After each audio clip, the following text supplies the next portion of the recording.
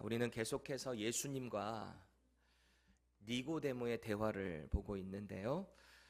이 니고데모는 영적인 진리를 알고자 열정을 갖고 있었던 사람입니다. 또 유대 종교 지도자, 유대교의 축을 이루고 있는 산헤드린 공회의 회원입니다.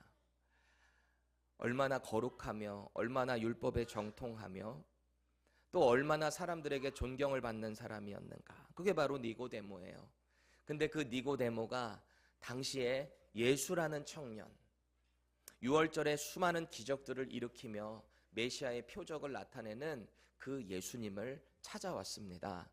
근데 언제 찾아왔다고 그랬죠? 밤에 예수님을 찾아왔대요.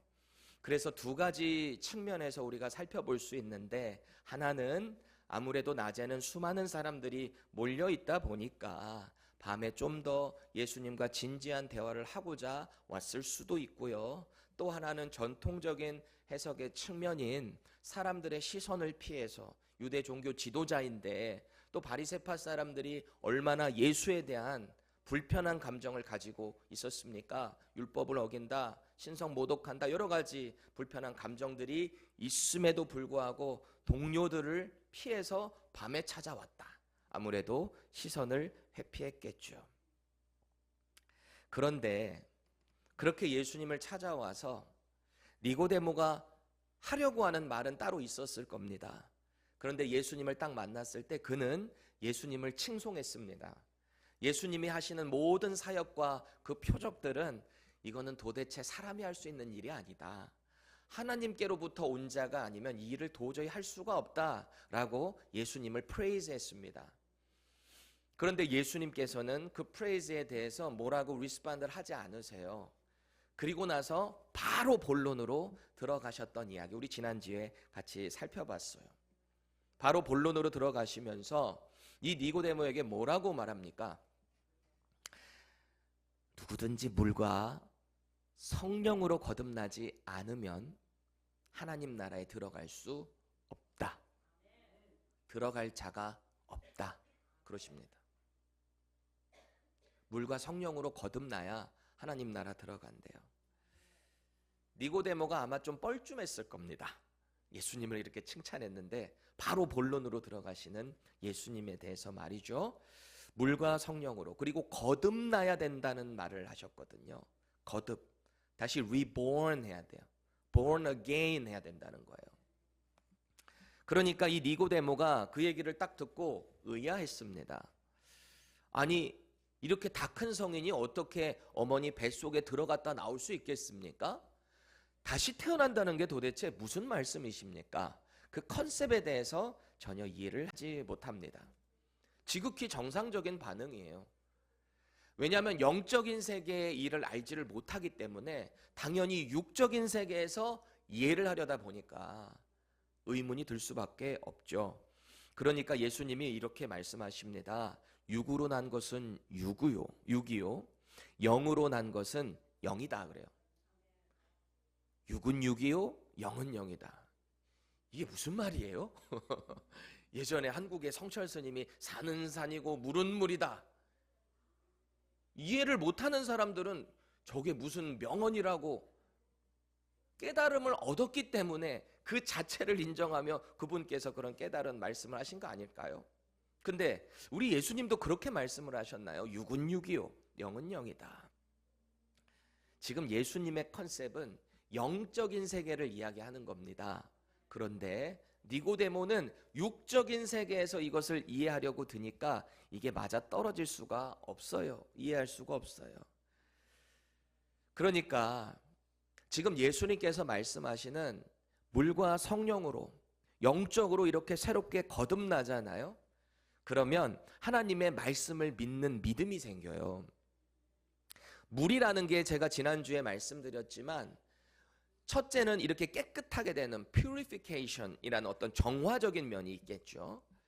그리고 또 한 가지는 성경의 근거로 가면은 새롭게 거듭난다라는 것은 반드시 하나님의 말씀에 의해서 거듭남이 됩니다. 야고보 사도도 그랬고 베드로 사도도 이 거듭남이 하나님의 말씀으로 되었다라고 선언을 했습니다.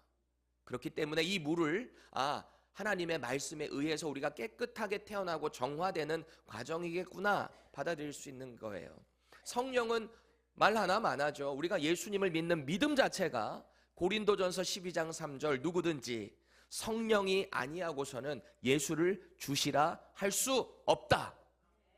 성령이 도와주셔서 우리가 예수님을 나의 구세주이십니다 라고 고백하게 된 거예요. 이 모든 것들이 말씀의 근거에 있어서 말씀을 믿는 믿음으로 우리가 예수님을 영접하게 됐다. 그렇게 우리는 물과 성령으로 거듭나게 된다라는 거예요. 이 말씀을 지금 니고데모에게 하셨어요. 이렇게 믿음을 소유한 자만이 하나님의 나라에 들어갈 수 있다. 여러분, 우리가 예수님 믿는 믿음으로 새롭게 태어난다라는 거, 이거 참 신비한 경험입니다. 여러분 경험해 보셨나요? 하셨으니까 이 자리에 있겠죠. 왜냐하면 이 변화라는 것은 우리 눈에 보이지 않는 영적인 체험이기 때문입니다. 예수님을 믿는다는 것 자체가. 동시에 이 땅에서 예수를 믿고 변화가 되면 눈에 보이는 변화도 나타나요. 삶이 변해요.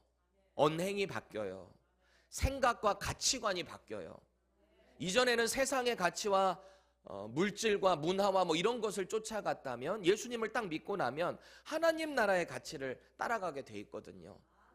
그런 변화, 놀라운 기적이 우리 인생 가운데도 일어난다라는 거예요. 다들 믿음 생활 가운데 이런 감격적인 경험 해보셨나요? 가만히 보니까 이런 체험 가운데 가장 먼저 나타나는 내 삶의 변화들이 있어요. 그런 체험이 있어요. 그게 뭔가 하니까 말씀이 깨달아지면서 내가 하나님 앞에 죄인이구나 라는 걸 깨달아요. 복음이 들리면 내가 죄인이구나. 내가 아무리 이 땅에서 선하게 산다 해도 이 말씀에 비춰지니까 나는 죄인이구나. 나는 도저히 구원받을 수 없었던 그런 존재였구나. 이게 깨달아지니까 울어요. 회개하면서 울어요. 나 같은 죄인 위해서 죽으신 예수님의 십자가를 생각하니까 그 은혜에 감사해서 또 울어요. 말씀과 기도 가운데, 찬양 가운데 이 가사가, 내용이 내 안에 막 감동이 되니까 거기서 또 울어요. 지금 당장 죽을 것 같은데 이 땅에 다시 오실 예수님의 그 재림을 생각하니까 너무너무 또 감사해서 그것을 소망하며 주님 제가 다시 이겨내겠습니다. 그것에 또 감격해서 울어요. 눈물이 회복되더라고요.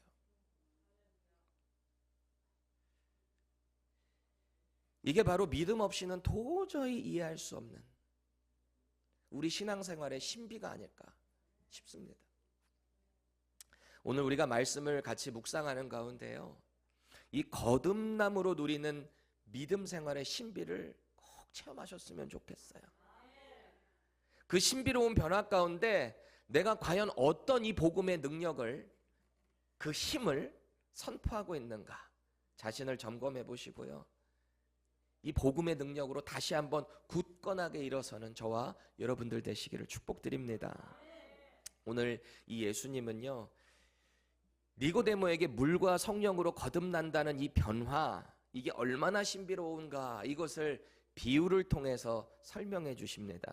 이게 이 땅에 있는 자연현상이거든요. 아마도 니고데모가 여전히 영적인 컨셉에 대해서 이해를 못하니까 마치 그 대화하는 가운데 나뭇가지가 타닥 흔들리는 현상이 있었는지 모르겠습니다. 우리 오늘 본문 8절 말씀 세 번역으로 같이 읽어볼까요? 시작.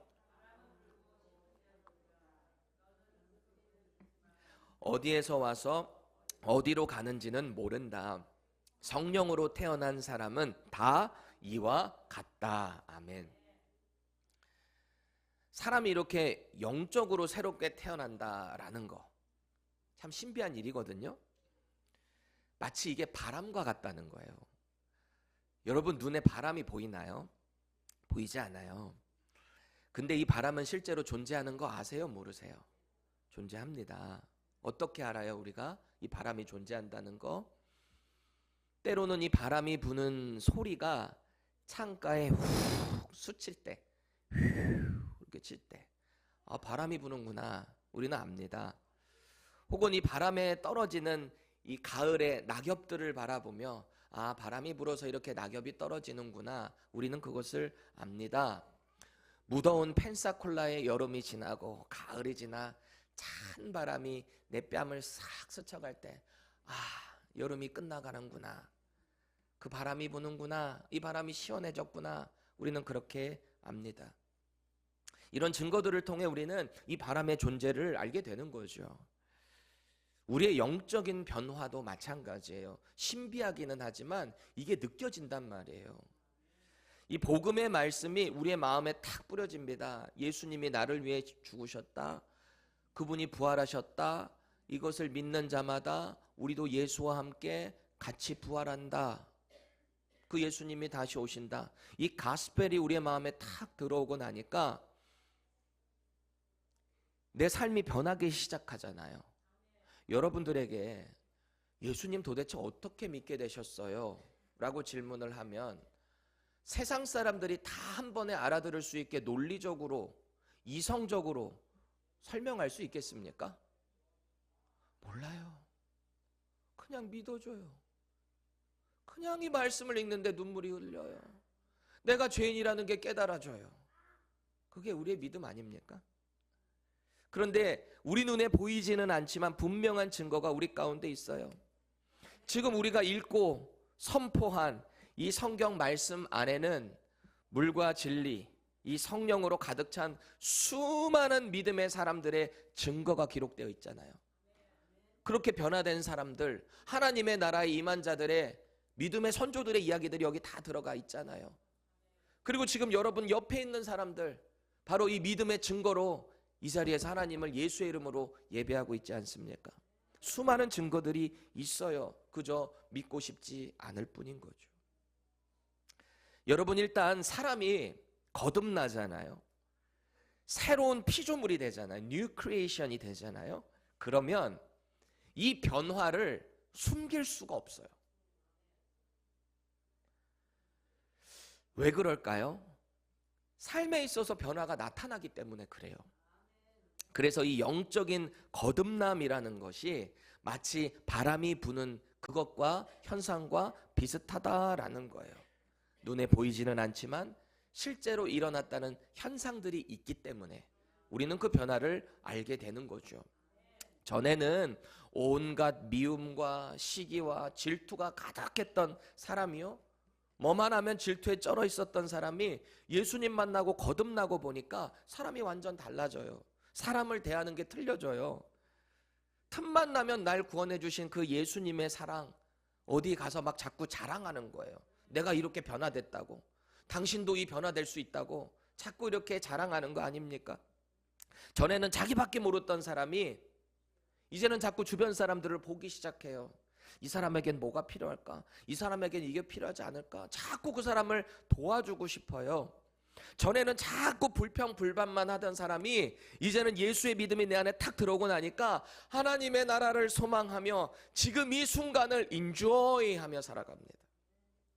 인조이가 그냥 세상에서 내 놀고 싶은 거 쾌락을 누린다는 얘기가 아니라 부족하면 부족한 대로, 풍족하면 풍족한 대로 하나님의 영광을 위해서 살아간다는 거예요.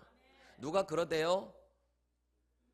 원래 돈이 없었던 사람은 그때 돈이 없을 때 불평불만했던 사람은 돈이 많아져도 불평불만한대요. 근데 돈이 없는데도 늘 감사하며 자족하며 사는 사람은 돈이 많아져도 늘 감사하며 주변 사람 도우며 산답니다. 이 영적인 원리를 우리가 좀 깨달아야 돼요. 우리의 마음이 누구를 향하여 있는가? 이게 참 중요한 거예요. 이게 또 믿음을 통해서 내가 그런 변화를 경험하게 됐다면 얼마나 감사하고 신비한 일일까요? 이 변화를 어떻게 세상 사람들이 이해할 수 있겠어요? 우리가 예수님 믿는 믿음으로 거듭나잖아요. 그렇게 새 사람 되잖아요. 그에게서 나타나는 변화는 도저히 안 숨겨져요. 저도요, 예수님을 딱 믿고 나니까 이 주의 길을 가다 보니까 목사가 되고 목회를 하며 이 말씀의 정도를 걸으려고 부단히 애를 써요. 물론 부족하지만 부단히 애를 많이 쓰는데 어떤 날은 간혹 그럴 때가 있어요. 저를 딱 보고 저를 처음 본 분이신데 혹시 목사님이세요? 이렇게 물어보는 분이 있어요. 목사들의 약간 특징이 있을 수도 있습니다. 목소리의 톤이나 안녕하세요 뭐 이렇게 하거나. 근데 저는 뭐 일부러 그렇게 하려고 안 하는 거 아시죠? 제 스타일. 원래 예수 안 믿는 사람들 보면 그들과 동화되며 완전히 똑같이 한다는 얘기는 아니지만 같이 공감하며 그렇게 하거든요. 그런데 어떤 분이 그래요. 어느 날 혹시 목사님이세요? 물어봐요. 제 속으로 얼마나 감사하던지요. 아니 나같이 이런 부족한 사람이 어쨌든 목사님이라고 인정해주고 알아봐 주니까 얼마나 감사한지요. 이런 생각을 했어요. 제가 예수님 영접하기 전에 뭐 이런 말 들었겠어요. 제가 혹시 목사님 이런 말 들었겠냐는 거예요. 여러분 아시다시피 제가 예수님 만나기 전에 25살까지 세상 락드러머였던 거 아시잖아요. 찢어진 청바지 입고 머리 막 쫙 길러. 아들들이 있어가지고 더 디테일하게 얘기하기는 싫은데 껄렁껄렁 해가지고 그랬던 사람이 저 아닙니까?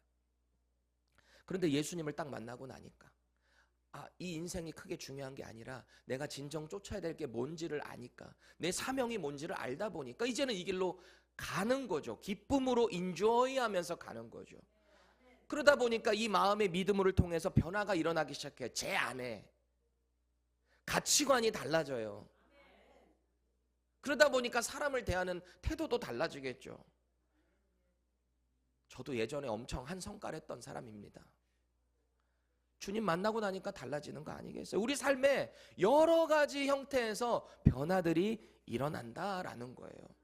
이게 거듭남의 신비 아닐까요? 저만 그래요? 여러분들도 다 마찬가지 아니에요? 그래서 예수님은 지금 이 산중에서 마태복음 5, 6, 7장은 산상수훈이라고 하잖아요. 산중에서 이 제자들에게 이런저런 하나님 나라의 비밀을 설교하시는데요. 거듭난 사람들이 어떤 변화가 나타나는가, 그 특징을 이렇게 설명을 하십니다. 마태복음 5장 14절 읽겠습니다.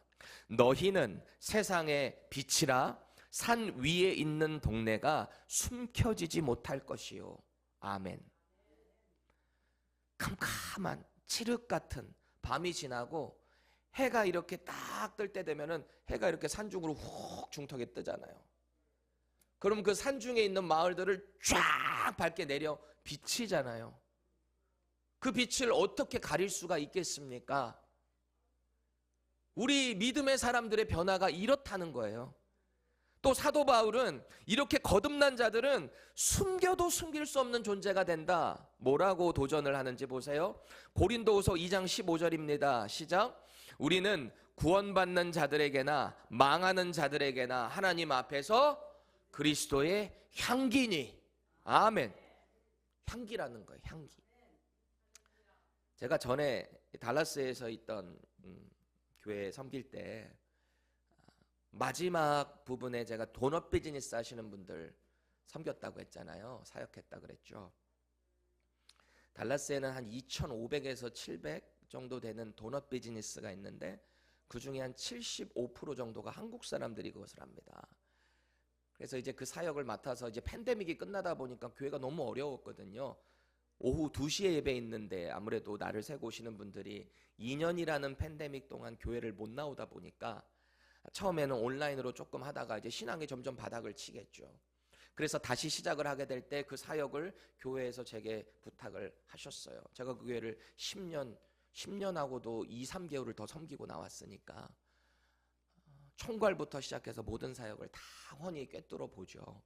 마지막 그 사역을 하는데 오기 전에 1년 딱 했습니다. 교회를 반경으로 해서 주변에 있는 모든 도넛 비즈니스들을 구글에 치면 얼마나 잘 나와요? 다 나오니까 리스트들이 딱 나오는 거예요. 그래서 제가 25마일 이내에 있는 웬만한 도넛 비즈니스 한국 사람들 하는 데를 다 찾아갑니다. 전도를 이제 들고.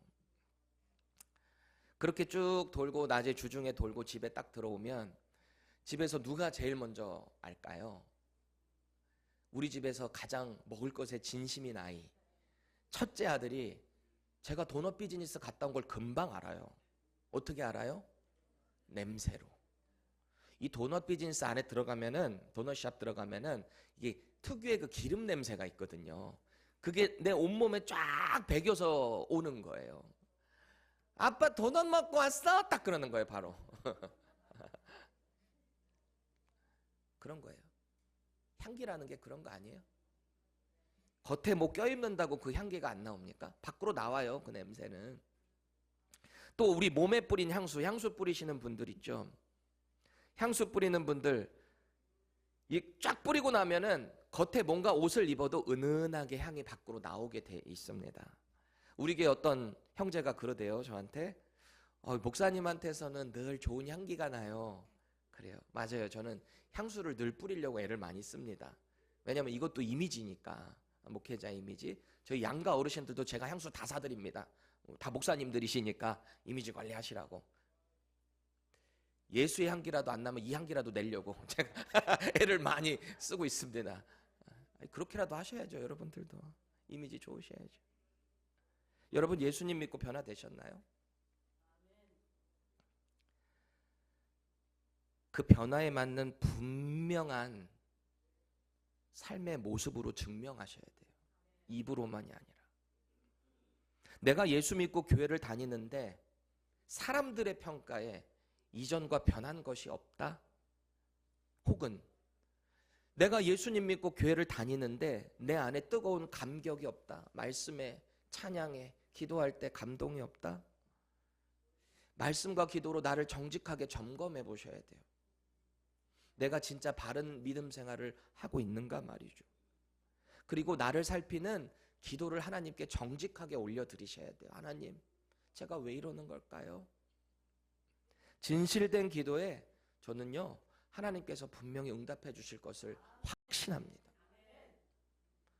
도저히 믿음을 가질 수 없었던 저와 여러분들에게 이 예수 믿는 믿음을 주신 성령님이라면 입 깎고 잠깐 조금 흔들렸다가 넘어졌던 믿음 다시 회복 못 시켜주실까요? 자, 지금까지 예수님께서 이런저런 설명을 들어서 이 거듭남의 영적인 신비를 설명하셨잖아요. 그런데 이 유대 종교 지도자라는 니고데모가 여전히 이 컨셉을 이해하지를 못해요. 그래서 예수님께 또 묻습니다. 9절입니다. 어찌 그런 일이 있을 수 있나이까? 그래요. 그러니까 이제는 예수님께서 니고데모를 꾸짖으십니다. 10절입니다. 너는 이스라엘 선생으로서 이러한 일을 알지 못하느냐? 그러세요. 그렇게 구약 성경과 율법에 정통한 바리새파 출신 사내들인 공회원인 리더십이 왜 이런 영의 일에 대해서는 그렇게 무지하냐? 라는 거예요. 계속해서 12절입니다. 내가 땅의 일을 말하여도 너희가 믿지 아니하거든 하물며 하늘의 일을 말하면 어떻게 믿겠느냐. 지금까지 예수님은요, 이 거듭난다는 게 하늘로부터 새로 나는 거라 그랬잖아요. 이 땅에서 엄마 배로 다시 들어가는 게 아니라 하늘로부터, 아노텐이라 그랬죠. 지난주 헬라어로 아노텐, 위로부터 나는 거예요. 우리가 거듭나는 게 하나님께서 그 거듭남을 허락해 주신다라는 거예요. 물과 성령으로. 그러니까 이것은 도저히 우리가 이 육체적으로는 이해할 수 없는 영적인 이야기라는 거죠. 그런데 지금 예수님은 왜 내가 땅의 일을 말해도 네가 깨닫지 못하는데 라고 할까요? 지금 계속해서 하늘의 이야기를 하신 거 아닌가요? 영적인 이야기 하신 거 아니에요? 왜 지금 땅의 일을 말해도 네가 이해하지 못한다라는 것일까요? 왜냐하면 지금 예수님은 거듭남의 영적인 신비를 설명하시겠다고 이 땅에서 일어나는 자연현상, 이 바람을 예를 들으셨잖아요. 바람. 그런데도 여전히 니고데모가 못 알아들으니까 아니 지금 이 땅에서 일어나는 자연현상도 네가 제대로 이해를 못하는데 내가 하늘의 큰 이야기를 영적인 원리를 얘기한들 네가 알 수가 있겠냐. 예수님의 탄식입니다.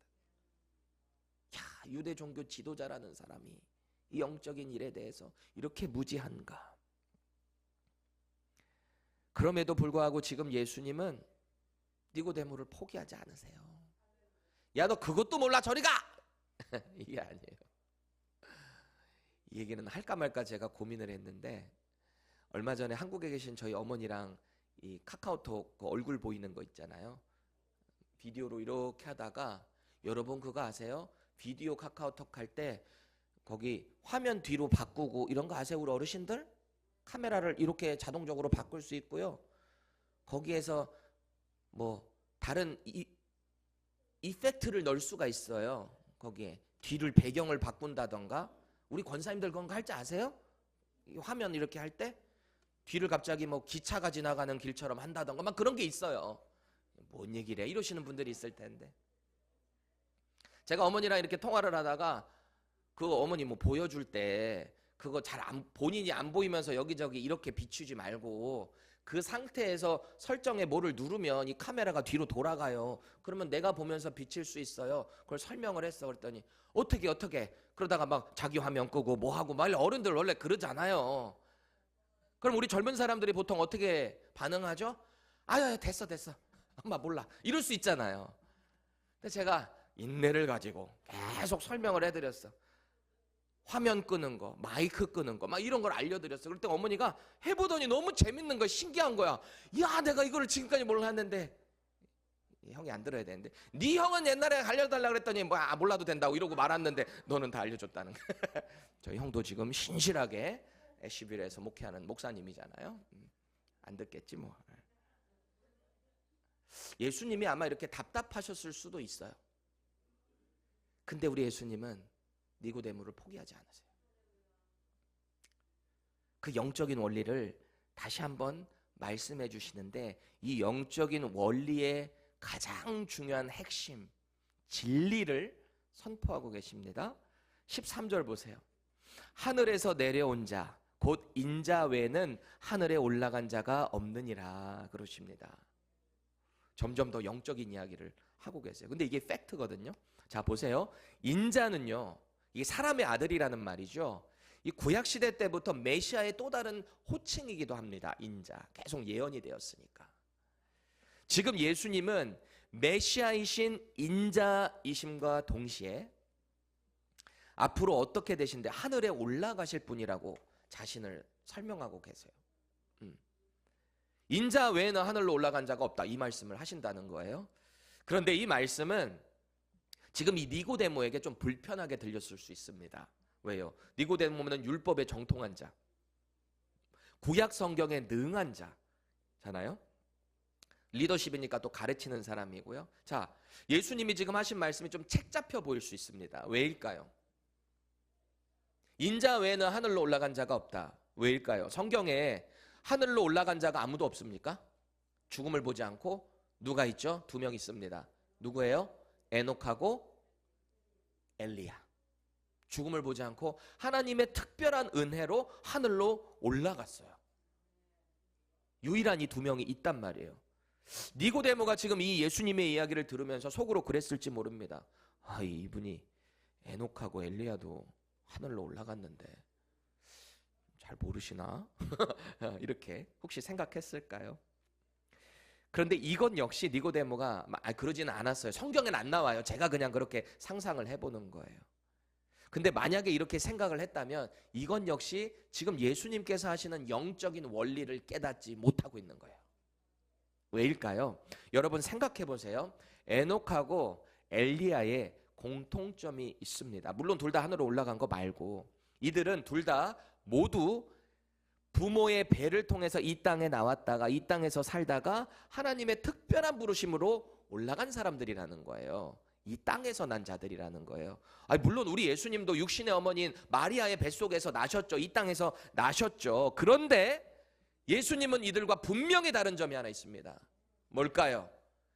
이들은 부부를 통해서 아버지 어머니의 사랑을 통해서 이 땅에 나왔지만 예수님은 성령으로 잉태되신 분이에요. 그래서 예수님은 하늘로부터 난 자라는 거예요. 처음부터가. 인간과는 다른 거예요. 일반 인간들과는. 다시 종합을 해보면 인자 외에는 그래서 하늘로부터 나서 하늘로 올라간 자가 없다는 거예요. 인류의 역사 가운데. 이제는 좀 니고데모가 알아들었을까요? 그렇구나 이랬을까요? 여전히 육적인 이 컨셉에 갇혀 있다 보니까 이런 예수님의 이 땅의 성육신, 인카네이션, 신이 이 땅에 현현하셨다라는 뜻이거든요. 그 의미를 알지 못합니다. 알 턱이 없죠.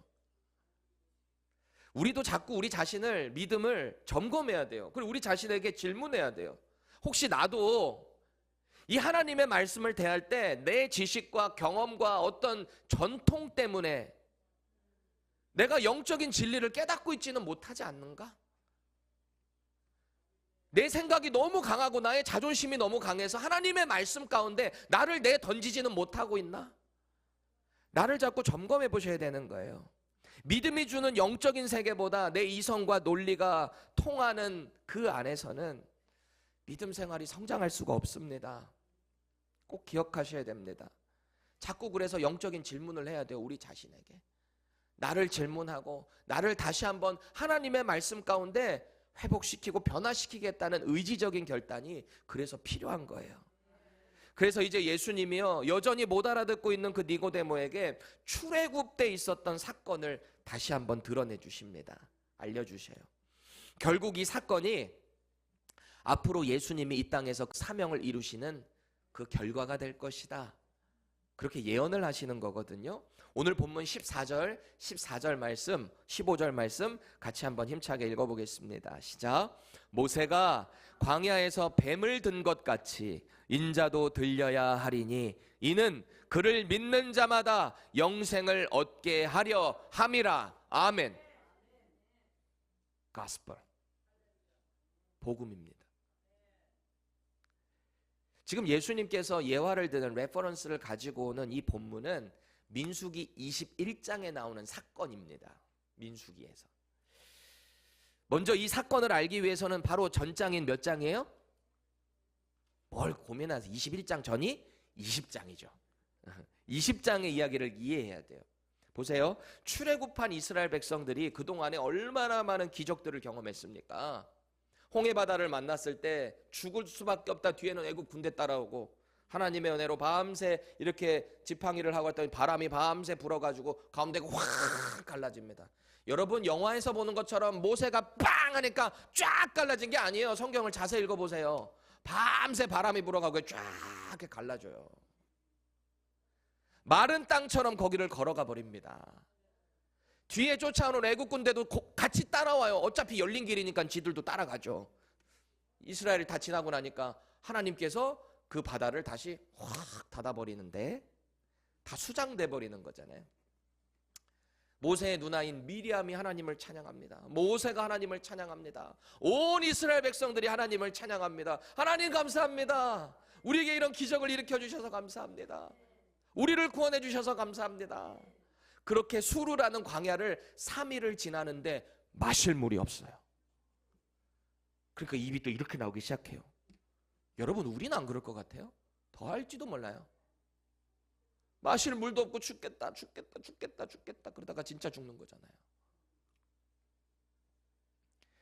하나님께 여기 도대체 뭘 먹어야 되지 할 때 하나님께서 하늘에서 신비한 음식을 내려주시는데 만나를 내려주십니다. 히브리어리 만나는 원래의 뜻은 What is this? 이게 뭐야? 뭐다냐? 정체도 알 수 없을 만한 뭐가 이렇게 하늘에서 내리는데 그걸 거두어다가 빠기도 하고 뭐가 하고 굽기도 하고 그래서 막 좀만 뭐 떡처럼 그렇게 먹기 시작했던 거 아니에요? 광야에 있는 40년 동안. 가나안 땅에 들어가서 곡식 수확을 딱 얻자마자 그때부터 끊기거든요, 만나가. 하나님이 그렇게 계속 공급해 주신 은혜의 음식, 만나. 때로는 고기 먹고 싶다고 또 막 그러니까 그래 이것들아 먹어봐라, 질리도록 먹어봐라. 메추라기를 거기다 확 몰아줘가지고, 여러분, 만나와 메추라기라고 할 때 메추라기는 사실은 하나님께서 징계 하나로 주신 거예요. 물론 은혜죠. 고기를 먹을 수 있는 은혜인데 불평불만 가운데 줘서 거기서 욕심 부리다가 또 죽은 사람들이 있어요. 그것 때문에. 하나님의 은혜를 계속 그렇게 출애굽 과정 가운데 경험을 하는데요, 어느 날 이 에돔 족속의 땅인 가데스라는 데 도착합니다. 그래서 모세가 에돔 왕에게 사신을 보내요. 왜 보내냐? 우리가 당신의 영토를 좀 큰 길로 지나가게만 좀 해주세요. 절대 당신들 것 아무것도 갖지 않겠습니다. 물도 우리 다 해결하겠습니다. 아무것도 건드리지 않고 지나가기만 하겠습니다. 에돔 왕이 뭐라 그래요? 절대 못 지나간다. 그리고 병사들 데리고 나와서 막 싸우려고 그래요.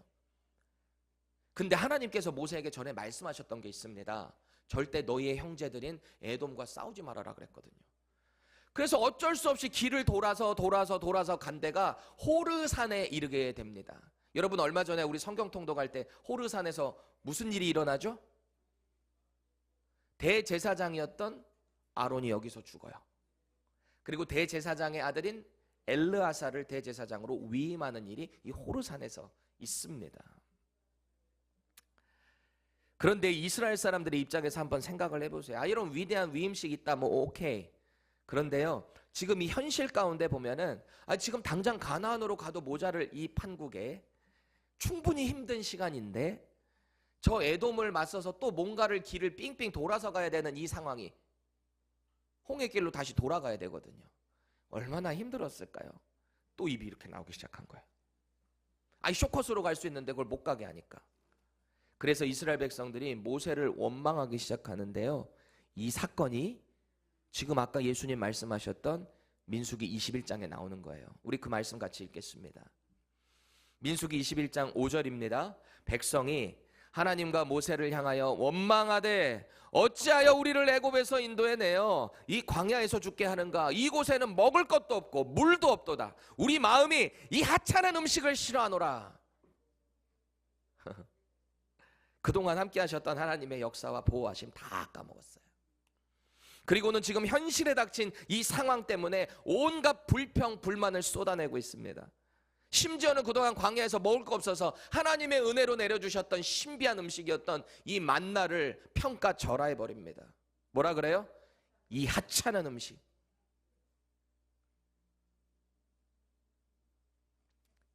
공의의 하나님께서 가만히 계실 수가 없죠. 진노하십니다. 그래서 그들에게 뭘 보내실까요? 불뱀을 보내세요.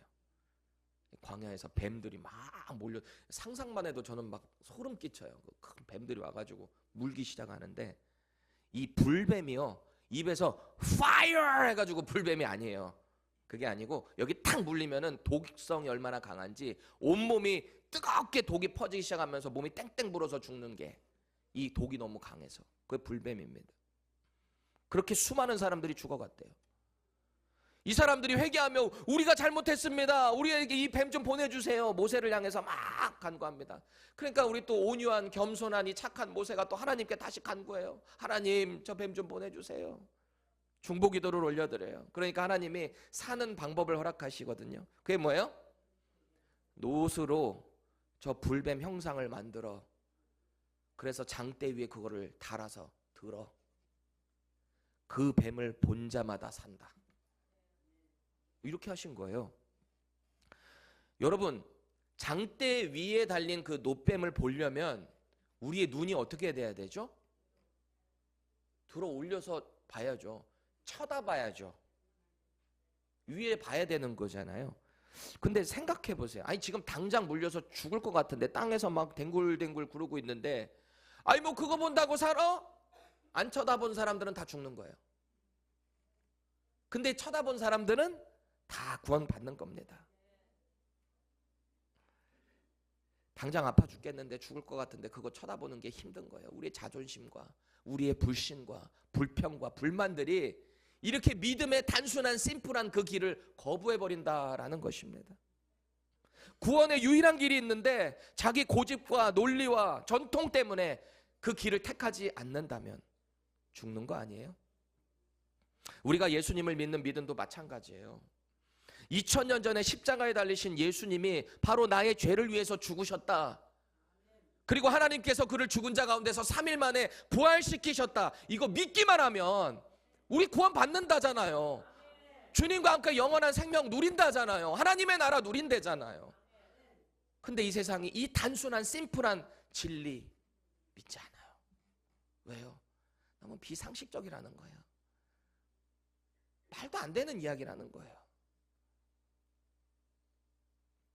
그러니까 이 세상 사람들은 그렇게 힘든 귀한 값진 구원을 얻으려면 내가 수고해야지, 내가 애를 써야지. 그러니까 고행하고 선행을 하고 이거 안 되면은 나 구원 못 받는다라고 생각하는 거 아닙니까? 그게 이 세상의 가치와 이 세상의 문화예요.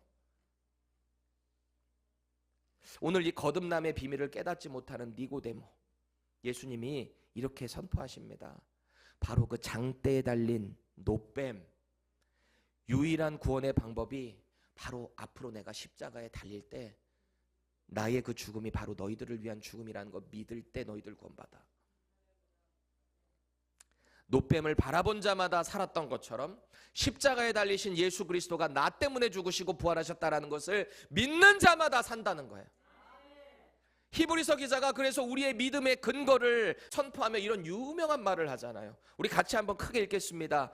히브리서 12장 2절 상반절 색깔 있는 쪽 뒤쪽만 읽을게요. 시작. 믿음의 주요 또 온전케 하신 예수를 바라보자. 아멘. 바라보자라는 게 중요한 거예요. 바라보자. 단순히 보는 게 아니에요. 우리의 시선을 그분께 고정하는 거예요. 지금 당장 내 땅, 이 땅에서 어떤 아픔과 슬픔과 고통이 있다 할지라도 예수님을 보면 사는 거예요. 당장 우리 눈앞에 불뱀들이 득신거릴 수 있어요. 장대 위에 계신 예수님, 그분을 보라보면 사는 겁니다. 여러분, 기독교의 힘이 뭘까요? 때로 몰려가지고 뭔가 우리의 주장을 펼치는 게 기독교의 힘일까요? 기독교의 진정한 힘은 변화된 것으로부터 시작돼요. 변화, 내 영혼의 변화, 거듭남. 그 믿음을 소유할 때 이 기독교의 힘이 제대로 작동을 하는 겁니다. 예수 믿는 믿음이 우리 안에 장착이 되다 보니까 세상의 그 어떤 박해와 불이익과 불공정한 모든 상황에서도 믿음의 사람들이 흔들리지 않는 거예요. 예수 한 번만 부인하면 내가 너 살려줄게. 예수 부인할 수가 없어요. 왜요? 이 안에 성령이 계세요. 예수님이 나의 주인이라고 믿으니까 아주 파워풀하게 그 복음의 삶을 살아내는 겁니다. 그동안 부귀영화만 쫓았던 나였는데 이제는 믿음의 삶으로 변화가 되니까 아주 인생이 심플해져요. 여러분, 신앙생활이라는 건 심플해야 돼요. 뭐 되게 복잡하지가 않아요. 예수 믿는 믿음으로 모든 것 하나님 영광 위에 사는 거예요. 그냥 심플해요. 근데 우리는 자꾸 뭔가를 계산하고 계획하고 막 이러다 보니까 복잡해서 진짜 쫓아야 될 거를 못 쫓을 때가 얼마나 많습니까? 이전에는 이 세상의 가치와 성공만을 위해 살았다면 이제는 하나님의 영광을 위해서만 살아가니까 내 삶이 바뀌어요. 그냥 양보를 하게 되고요. 아, 그래, 너 잘 되라. 얘라이 너나 먹어라. 그냥 그래, 네가 먹어라. 이게 톤이 바뀌는 거 아니에요? 또 예수님을 믿고 인생이 새롭게 변화되잖아요. 술, 담배에 빠져있던 사람의 삶이 변해요. 마침 오늘 또 모니카 자매님이 와 계시네요. 지난주에 우리 크리스 형제님이 예배 전에 저한테 오더니 그래요. 숨 좀 쉬어보라는 거예요, 나한테. 그래서 왜 내가 헐떡거려 보였나? 나 이런 생각을 했어. 내가 말을 좀 이해를 못했어. 근데 한번 숨 쉬어보래 해서 왜? 그랬더니 제가 그 주중에 담배 좀 끊으라고 계속 얘기를 했거든요. 더 믿음의 길을 더 올라가기 위해서 믿음의 덕이 돼야 되니까 좀 끊는 게 좋겠다.